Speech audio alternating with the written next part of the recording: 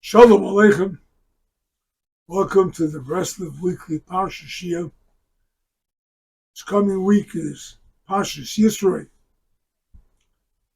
Yisro is the shortest parsha in the book of Exodus, Shmos. It's got only 72 psukim,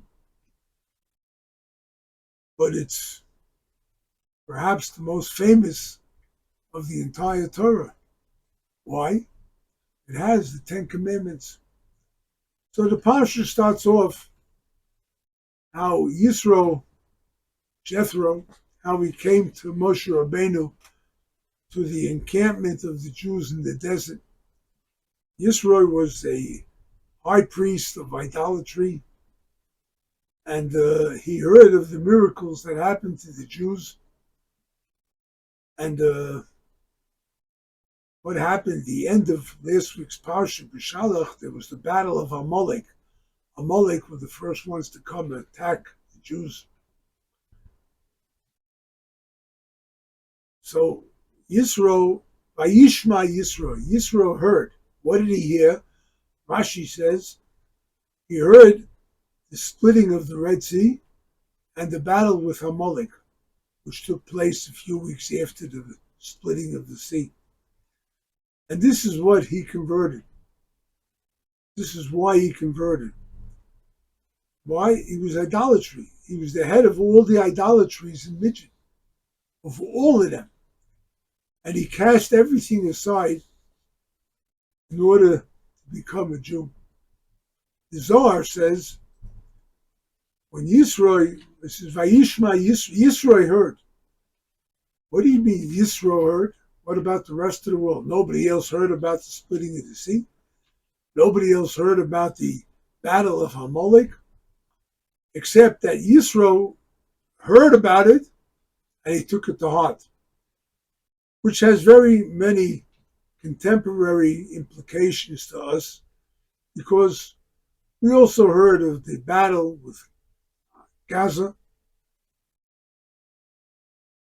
We hear many, many different miracles that happened, how much Israel was attacked by thousands upon thousands upon thousands of missiles, and yet almost nobody was hurt. There were some, unfortunately, but thousands of missiles land on the land of Israel, almost nobody gets hurt. That's not an open miracle. The battle of Gaza, the battle of Amalek, the battle of the Arabs in Gaza, Hamas, Hezbollah, and all the other garbage, right? And I call it garbage, yes, right? How can you call a human being garbage? But that's the way they act. Not everybody is like that. The whole world is not like that. There has to be something so evil about these people. Yisro was in the middle of all this. He was in the middle of all the idolatries, right? It's an idolatry by Hamas. They have to kill all the Jewish nation. It's an idolatry. They believe that that's what they have to do, right? Yisro heard it and he woke up.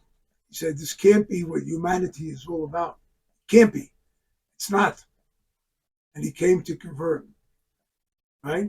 And Yisro came, and why was he called Yisro? From the word yeter, addition. Because he added a passage to the Torah. There's a whole, in the beginning of the Parsha, there's a whole thing that Moshe Rabbeinu would sit there and judge the Jews. Yisro said, you can't judge like this.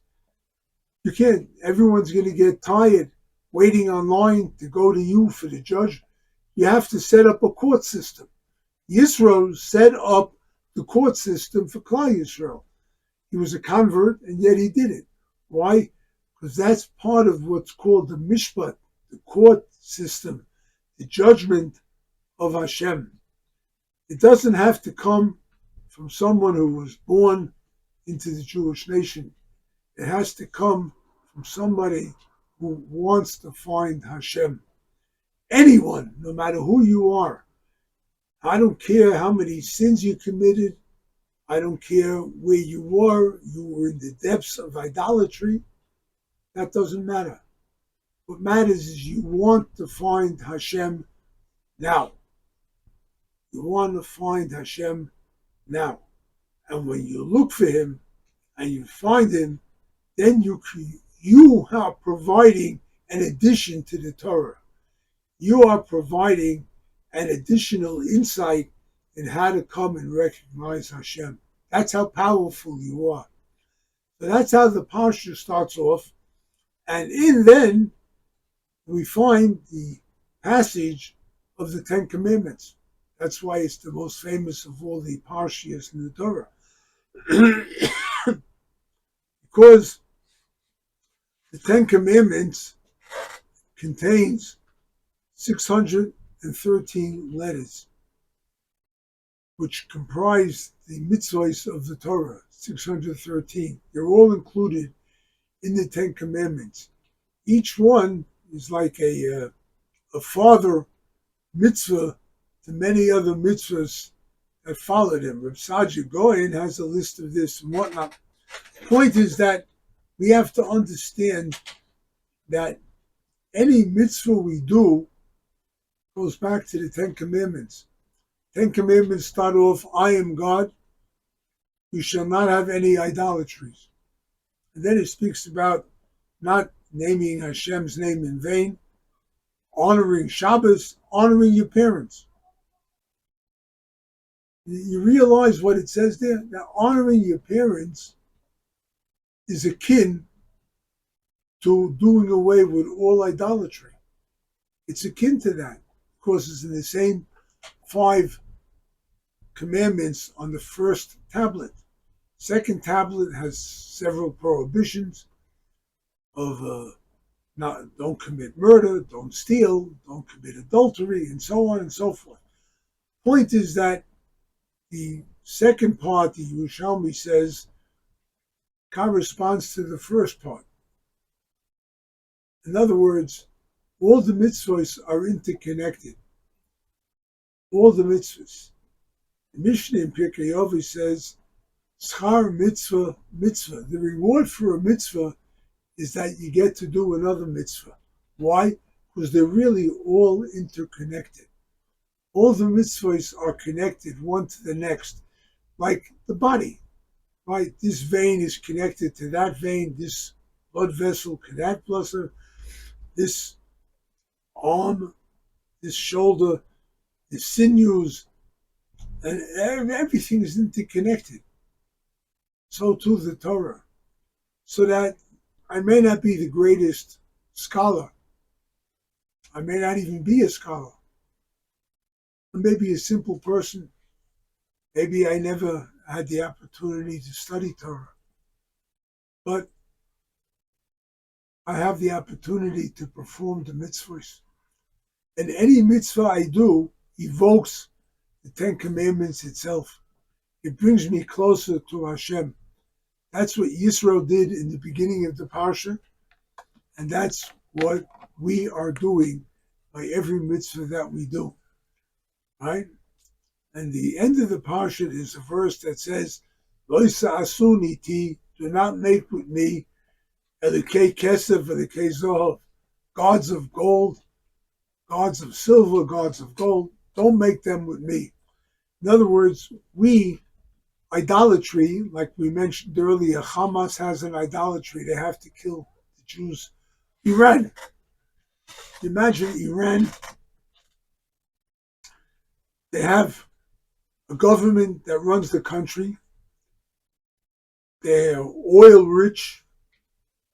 And they ran the country into the ground. People don't have what to eat. They don't have water to drink. They have nothing. All their money went into building missiles so they could destroy Israel. That's idolatry. My friends, that is an idolatry, right? We have to preserve ourselves from it.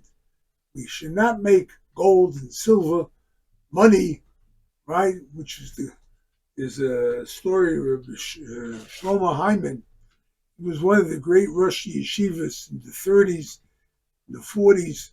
He came over from Europe to America, and when he went before the judge to get his citizenship, the judge looked at him. He is a very respectable person. He was a Rosh Yeshiva. He says, I'm not going to ask you the simple questions we ask in order to attain citizenship. I'm going to ask you just one question.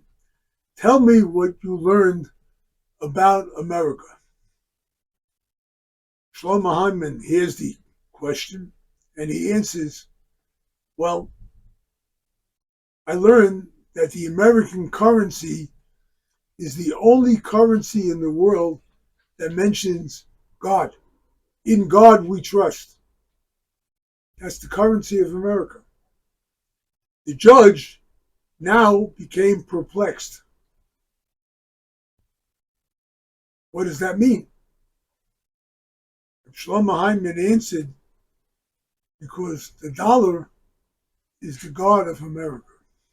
Idolatry. Everyone's pursuing money, right?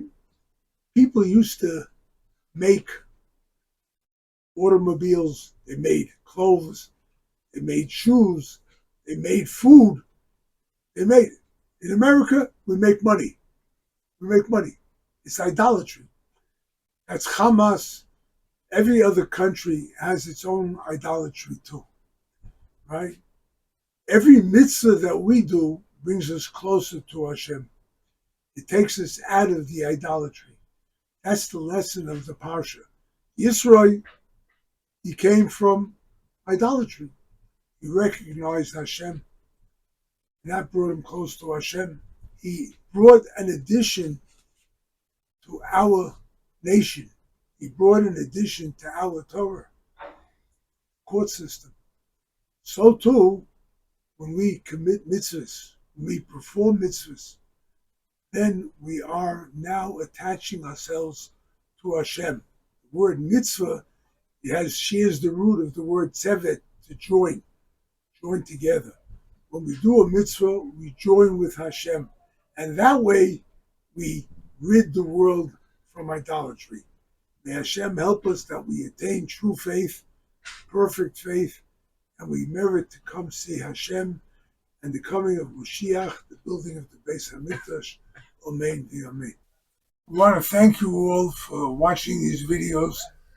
We hope it's helped you, the ideas of Rabbi Nachman, Rabbi Nosson, and it will enhance your Shabbos. You'll have something extra to talk about. We hope you'll be able to share these ideas with other people too. And with that, we're going to see wonders upon wonders, how people's lives improve, and we have real reason to live, go forward with life, and to succeed in having a wonderful life. Amen.